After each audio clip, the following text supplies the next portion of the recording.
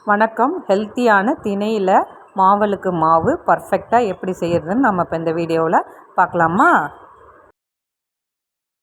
ஒரு டம்ளரில் 2 அளவு திணை எடுத்துக்கிறேன். இது ஒரு மாவலுக்கு மாவு செய்கிற அளவுக்கு கரெக்டாக இருக்கும். நம்ம முன்னோர்கள் வீட்டிலேயே திணை, வரகு, குதிரைவாளி இது மாதிரி விளைவிக்கும் போது இதை தான் செஞ்சு சாப்பிட்ருப்பாங்க. இப்போ பயன்படுத்துகிற வெள்ளை அரிசி பயிரிட ஆரம்பித்ததுலேருந்து அதை பயன்படுத்த ஆரம்பிச்சிருப்பாங்க. அதனால் நம்ம இதுலேயே மாவலுக்கு மாவு செஞ்சு சாமிக்கு படைக்கலாம். ரொம்ப நல்லது.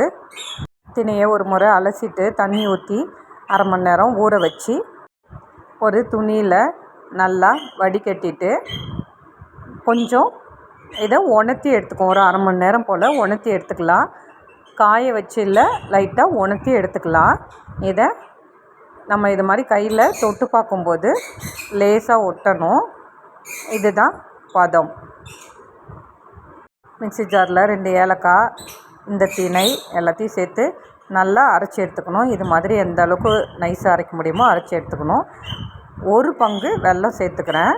இந்த வெல்லம் நம்ம கை சூடு, மாவோட ஈரம் இதில் நம்ம பிசைய நமக்கு அப்படியே உருட்டுற பதத்துக்கு வரும். பாருங்கள், 3 நிமிஷம்தான் எனக்கு இதை செய்யறதுக்கு நல்லா கெட்டியாக உருட்டை வந்துடுச்சு. இப்படி அதுலேயே சேர்த்து அந்த எக்ஸ்ட்ரா இருக்க மாவையும் நம்ம உருட்டி எடுத்துக்கிட்டோம்னா சூப்பராக மாவுளுக்கு மாவு ரெடி ஆகிடுச்சு. இந்த மாதிரி கட்டமாக வர்றதுக்காக கொஞ்சம் தட்டி எடுத்துக்கணும். அவ்வளோதாங்க. இந்த மாதிரி தட்டி எடுத்துட்டோம்னா சூப்பராக மாவுளுக்கு மாவு ரெடி ஆகிடுச்சு. வெள்ளை அரிசி மாவில் செய்யும்போது கூட இந்த அளவுக்கு எனக்கே வராதுங்க.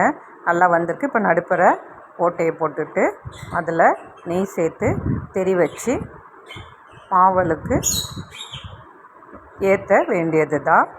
ஆடி மாதம் அம்மனுக்கு படைக்கிறதுக்கோ இல்லை குலதெய்வத்துக்கோ செய்கிறதுக்கு இந்த மாதிரி செஞ்சுக்கலாம். நல்லா வருதான்னு இன்றைக்கே செஞ்சு பாருங்கள். இவ்வளோ நேரம் இந்த வீடியோவை பொறுமையாக பார்த்ததுக்கு நன்றி. வணக்கம்.